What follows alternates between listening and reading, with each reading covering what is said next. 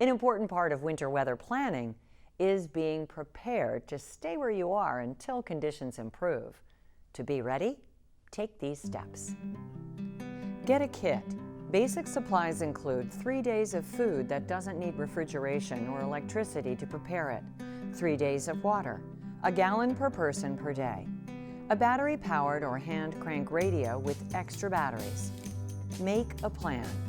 Everyone needs an emergency plan. Decide who your out-of-town emergency contact will be. Where will you meet up with family members if you can't return home? Get an emergency plan worksheet at readyvirginia.gov. Stay informed. Listen to local media for information and instructions from emergency officials. Be aware of winter storm watches, warnings, and road conditions.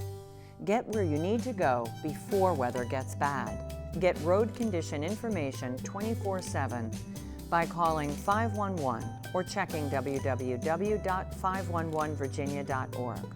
Register for Fairfax Alerts at fairfaxcounty.gov/alerts.